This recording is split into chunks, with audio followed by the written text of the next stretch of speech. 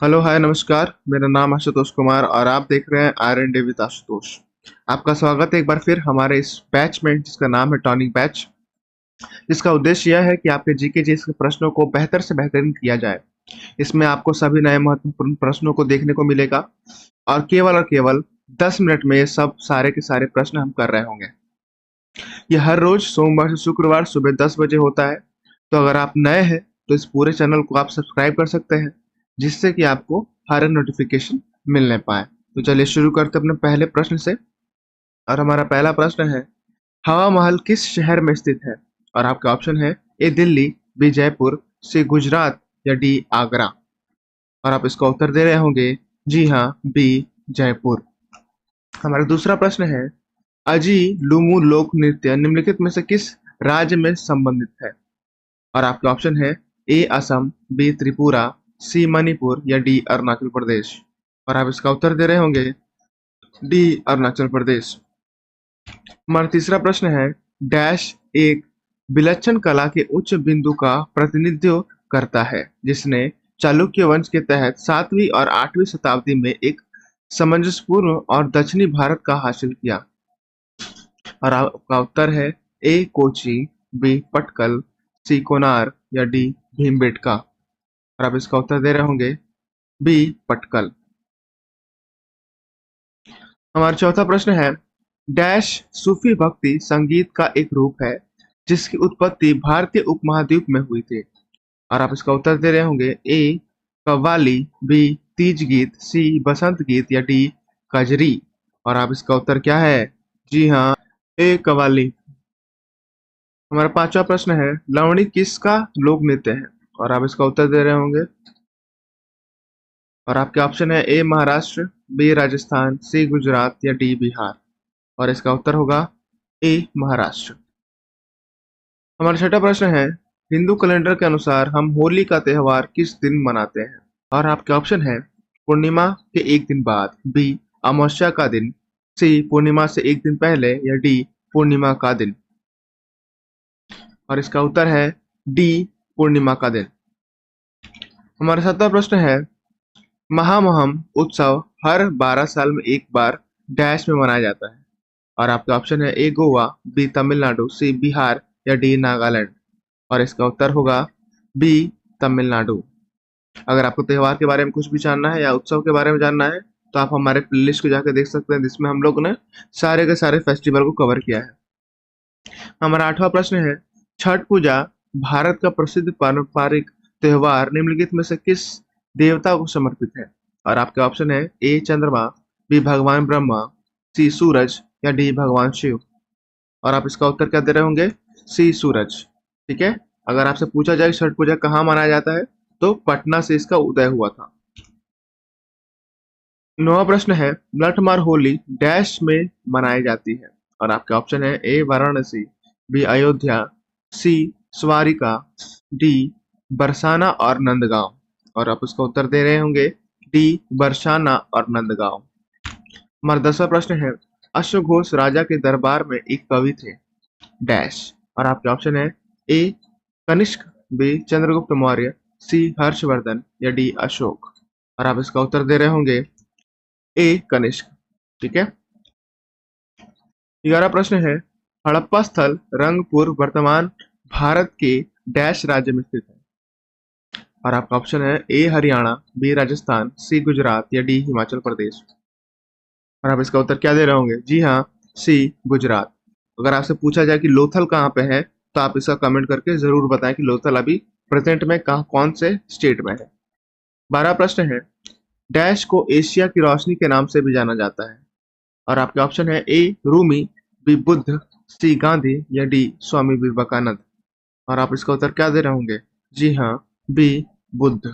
बुद्ध को the light of Asia के नाम से जाना जाता है। और आपका 13वां प्रश्न है, वे दो अलग अलग लिपियां और भाषाएं कौन सी हैं जिनमें कंधार द्विभाषी शिलालेख लिखे गए थे? और आपके ऑप्शन है ए अरबी और ग्रीक, बी फारसी और आरामी, सी ग्रीक और आरामी या डी ग्रीक और प्राकृतिक। और आप इसका उत्तर दे रहे होंगे सी ग्रीक और आरामी। 14वां प्रश्न है, डैश साम्राज्य पहला अखिल भारतीय साम्राज्य था जिसने अधिकांश भारतीय उपमहाद्वीपों को कवर किया था? और आपके ऑप्शन है ए चोल, बी कुषाण, सी मौर्य या डी गुप्त। और आप इसका उत्तर क्या दे रहे होंगे? सी मौर्य। हमारा 15 प्रश्न है, 4वीं से 9वीं शताब्दी के बीच कांचीपुरम किस साम्राज्य की राजधानी थी? और आपके ऑप्शन है ए पांड्या, बी चेरा, सी पल्लव या डी चोल। और आप इसका उत्तर दे रहे होंगे सी पल्लव। हमारा 16वां प्रश्न है, मौर्य वंश ने किसके शासनकाल के बाद मगध पर शासन किया? और आपके ऑप्शन है ए नंद वंश, बी गुप्त वंश, सी शुंग राजवंश या डी कुषाण राजवंश। और आप इसका उत्तर क्या दे रहे होंगे? जी हाँ, ए नंद वंश। नंद वंश का सबसे अंतिम राजा कौन था? तो घनानंद था। हमारा 17वां प्रश्न है, निम्नलिखित में से कौन सा विकल्प मौर्य साम्राज्य के शासकों का सही कालानुक्रमण क्रम बताता है? और आपके ऑप्शन है ए बृहद्रथ चंद्रगुप्त मौर्य, सॉरी, और आपका ऑप्शन है ए बृहद्रथ चंद्रगुप्त बिंदुसार अशोक, बी अशोक बृहद्रथ चंद्रगुप्त बिंदुसार, सी चंद्रगुप्त बिंदुसार अशोक बृहद्रथ या डी बिंदुसार चंद्रगुप्त अशोक या बृहद्रथ। और आपका उत्तर होगा सी चंद्रगुप्त बिंदुसार अशोक और बृहद्रथ। ठीक है। 18 प्रश्न होगा, निम्नलिखित में से कौन चंद्रगुप्त प्रथम का उत्तराधिकारी था? और आपके ऑप्शन है ए विक्रमादित्य, बी समुद्रगुप्त, सी चंद्रगुप्त द्वितीय या डी घटोत्कच। और आप इसका उत्तर दे रहे होंगे बी समुद्रगुप्त। समुद्रगुप्त के बेटे का नाम क्या था? तो चंद्रगुप्त द्वितीय था।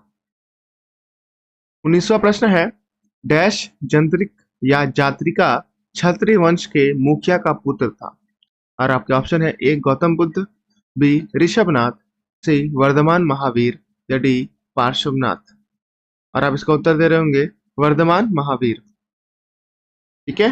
ये 24वें तीर्थंकर थे किसके? तो जैन धर्म के। 20वां प्रश्न है, डैश राजीव गांधी खेल रत्न पुरस्कार पाने वाले सबसे कम उम्र के प्रतिस्पर्धी कौन थे? तो आपका ऑप्शन है ए गीत सेठी, बी विराट कोहली, सी विश्वनाथन आनंद या डी अभिनव बिंद्रा। और आप इसका उत्तर दे रहे होंगे डी अभिनव बिंद्रा। 21वां प्रश्न है, अर्थशास्त्री डैश को 1958 में नोबेल पुरस्कार मिला? और आपके ऑप्शन है ए डॉक्टर मनमोहन सिंह, बी रघुराम राजन, सी अमात्य सेन या डी अभिजीत विनायक बनर्जी। और आपका आंसर होगा सी अमात्य सेन को मिला था। 22वां प्रश्न है, प्रतिष्ठित अंतर्राष्ट्रीय खेल आयोजनों में पदक विजेता तैयार करने के लिए परीक्षकों को निम्नलिखित में से कौन सा पुरस्कार दिया जाता है?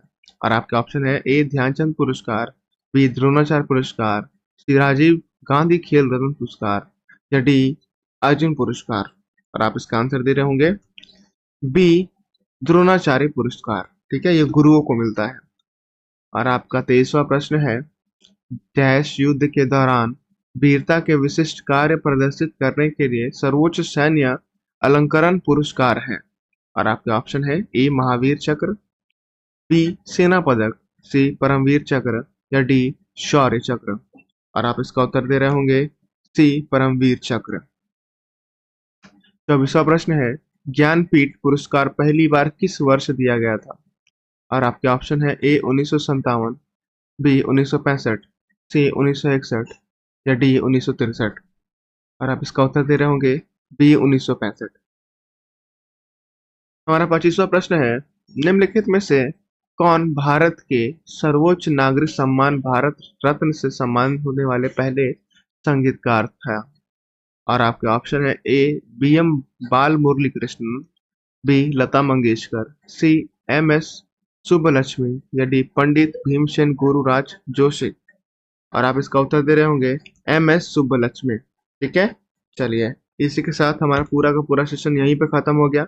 अगर आपको ये सेशन पसंद आया हो तो लाइक करें और अपने दोस्तों में शेयर करें जिससे उनको भी फायदा होने पाए।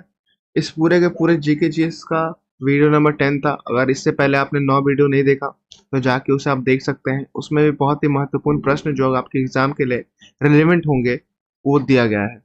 तो चलिए, आज के लिए हम आपसे विदा लेते हैं। फिर से लौटेंगे हम सोमवार को इस पूरे के पूरे सेशन को लेके फिर से दोबारा। आप उसमें बने रहे। तब तक के लिए अपना ध्यान रखें और रिविज़न करते रहें। धन्यवाद।